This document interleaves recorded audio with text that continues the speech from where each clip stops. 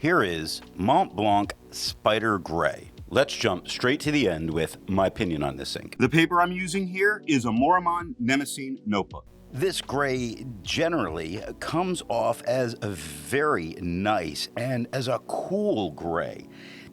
Difficult really to do and well done here.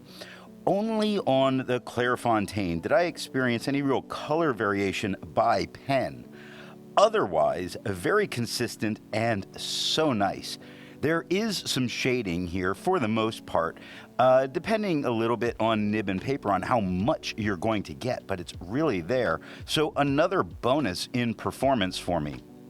Historically, I don't care for many of the Montblanc inks out of their standard line, and I like this one. So I think if you can get it, you should. This is a really good gray ink. All of the writing samples are done with a Retro 51 P51 with a fine nib, a Retro 51 Corsair with a medium nib, a Retro 51 Lincoln with a 1.1 stub. The pen for today is a Cross Bailey. Now that we know my opinion on this ink, let's see how I got there with the first writing sample done on Clairfontaine. Looking at the extra fine nib, this is the darkest that we're gonna get, and it does lighten up just a little bit at the end. I think the ink sitting in the pen may have made it darker to start with. It took a couple lines for it to become a gray, which it does on the fourth line. We get no feathering and we get no spread. Mostly we see what looks like a black, but again, that fourth line, we start to see some gray, and that's where we start to see shading come out. But the first word on the fourth line starts dark and lightens up at the T. Even the T of the is a bit lighter than the he at the end. Cries gets very dark at the E and into the S, but the rest of it, very nice. I think we have some really nice shading happening here, and I'm pretty happy with it. Looking at the medium nib, it starts out about the same tone as the extra fine, but it lightens up sooner than the extra fine did. It really starts to lighten up on the third line, making me stand by that first thought that, the ink sat in the pen for a few days before I got to it, so it probably got a bit darker sitting there. Just something to keep in mind if you were to go for this ink. No feathering, no spread, pretty decent shading once we get it to be a gray. While on the second line, right side, it starts as a nice mid-tone. It lightens up I into the L, but then darkens a bit. Lightening up on the third and fourth line seamed. The last E into the D gets a bit darker than the rest of the word. Him, the M is much darker than the rest of the word. I like what I'm seeing here. It very much is like a pencil gray, which I enjoy. Looking at the stub nib, it is the same tone as the medium ended with. It doesn't start with the dark tone, where here it might kind of crash that idea that I had about the ink sitting in the pen, because it didn't do it here. Beautiful gray with no feathering, with no spread, very nice shading, really standing out. Look at the D and the E of distance. T right in the center is a little bit darker than the rest of the word. All right next to that, it starts lighter and ever so gradually works its way darker. Noise, the dot of the I and the E, much darker than the rest of the word. I really like what I'm seeing with this gray. Looking at the back of the page, only on this left side, so the outer edge, does it look like the ink is getting deeper into the paper. I can't explain exactly why. I remember Vita talked quite a bit about it as paper ages, so maybe this is a little bit older paper and that's allowing it to happen. The majority of it has no bleeding, no ghosting, and great performance. Like most inks, this one comes in a bottle. This is how the Pilot Custom 823 fits. And here is the Pelican M1000. Here is the ink level when you can no longer fill a Lamy Safari. There is approximately 7 milliliters of ink left. The next writing sample is done in a Portage Reporter's Notebook. Looking at the extra fine nib, it is much lighter than it was on the Clairfontaine. A little bit lighter than it was at the end of the writing on the Clairfontaine. Now we get no feathering and we get no spread on this non-fountain pen friendly paper. And it tends to show it's pretty friendly. How you doing? I'm doing pretty good. Let's shake hands. We can be friends. There is some shading that goes on. You see it on his most miserable first line. The his is a little bit darker, but the S lightens up a bit. The MOS of most is a little bit lighter than the T, where it gets darker.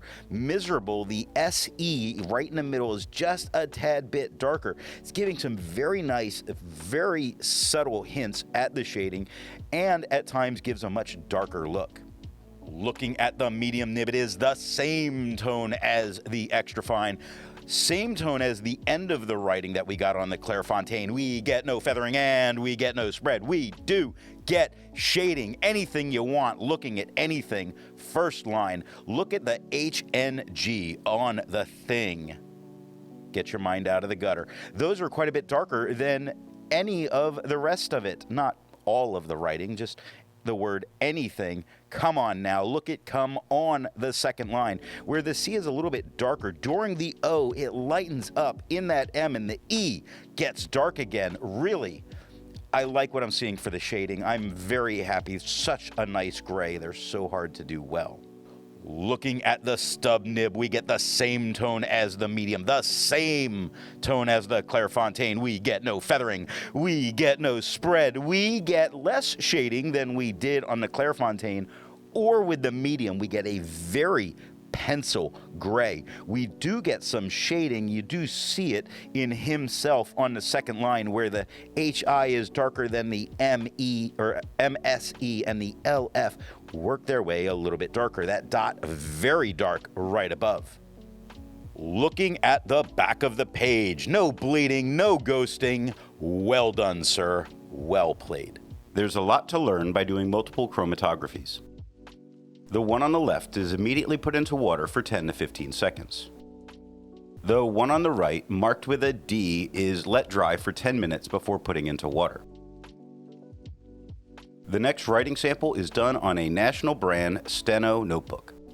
Looking at the extra fine nib, it is lighter, quite a bit lighter than we saw on the Clairfontaine in the last line. Lighter than it was on the last paper. Really, if I were to compare it to a pencil, it's kind of like having a 2H. It's a bit light. For me and my pencil choice, I'd prefer an HB, but it's pretty nice here. I think it's an effect of the paper. We get no feathering. We get no spread. We do get shading. Look it back on the second line. A little bit darker at the top of the B. Lightens up through the word. The K, much darker. Looking at the medium nib, it starts out a little bit darker than it was with the extra fine. Most of the writing is a bit darker than it was with the extra fine here. A little more ink probably helped out. It's quite a bit lighter than it was on the Clairfontaine. We get no feathering. We get no spread. We do get shading in the most beautiful of ways. Look at beautiful pantries on the first line, where it starts lighter. It starts to get a little bit darker on the AU, lightens up out of the U, very dark on the cross of the T. Nice lighter tones through the EFL at the end.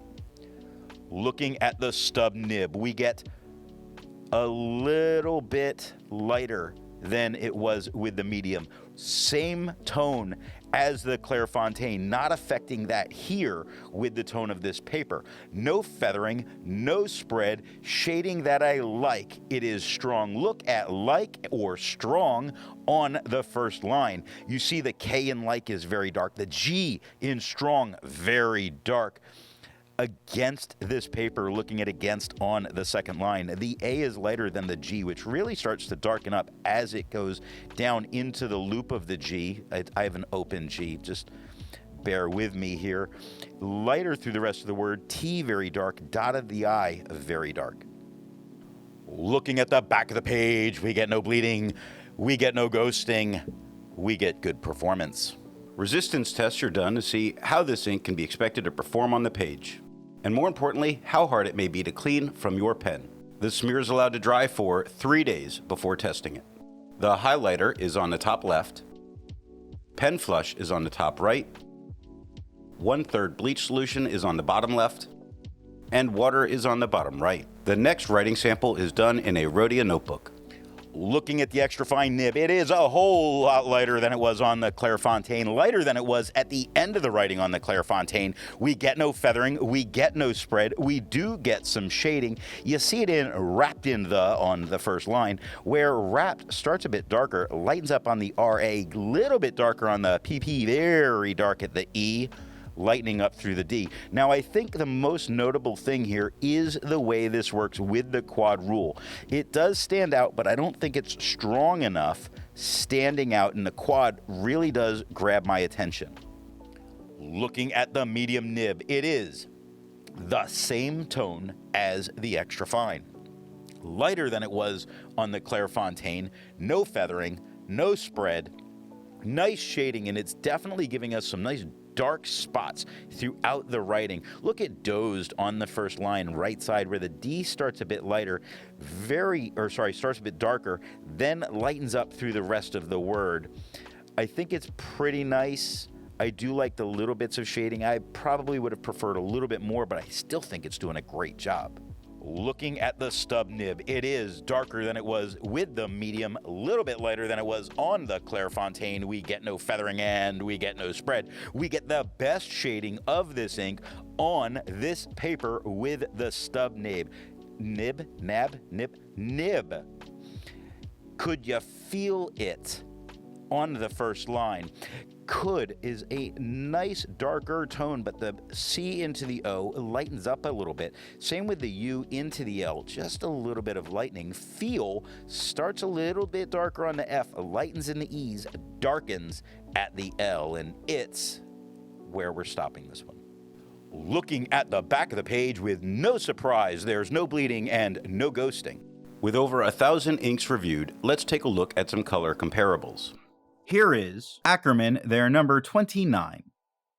Here is Diamine Graphite. Here is Geherbon Grise Nuage. Here is Levenger Smoky. The next writing sample is done in a composition lab notebook. Looking at the extra fine nib, it is a whole lot lighter than it was on the Clairfontaine. Still readable. The quad is still kind of being a problem. Really looks like a light pencil here, but it's getting that pencil look to it, with no feathering, with no spread, with only moments of shading, really dots in eyes, periods, commas, not much else for shading. You could, if you were desperate, look at desperate on the fourth line, and you'd see that the D is lighter at the bottom, darker at the top. The E is a little bit darker. It lightens through the S, dark in the downstroke of the P, but then light through the rest of the word. Looking at the medium nib, it is just a bit darker than it was with the extra fine, quite a bit lighter than it was on the Clairfontaine. Now, while I was filming, I had an issue with the flow. Wasn't keeping up with this pen, which was weird. I had to prime it. After I primed it, it was darker, as you would expect. Now, there's no feathering and there is no spread. There is some shading. If you look at Keep Him Quiet on the third line, the P is much darker than the rest of that word. Same with M on the him, but quiet is a very nice tone, solid all the way through for someone that just wants that solid gray. I wouldn't really expect it, though on this paper, I think you could. Looking at the stub nib, it is the same tone as the medium. Lighter than it was on the Clairfontaine. We get no feathering, we get no spread, we get almost nothing for shading. The only shading that really seems to show up is in the dots or periods, or occasionally in the cross of a T, but almost nothing. Not that this paper's really made for fountain pens. Looking at the back of the page, we get no bleeding and no ghosting. While it's nice to see ink in the same color family, I prefer to see ink to complement the color on the page.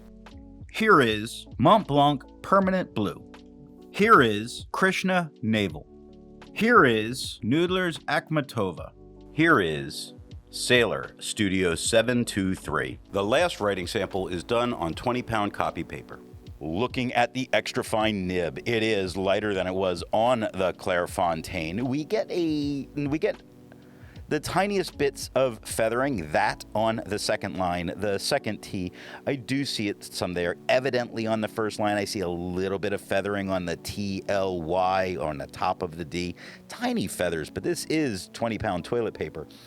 We do get some shading that comes through. You see some darker areas in Spider. You see it in that on the second line or carried in the second line, but not a whole lot. This has a potential of passing as kind of a shaky hand with pencil. Looking at the medium nib, it is the tiniest bit darker than it was with the extra fine, quite a bit lighter than it was on the Clairfontaine. We get feathering, yes. It's at it, before it. It's tiny feathering all over the writing, but I don't see it as the end of the world considering the paper that we're writing on.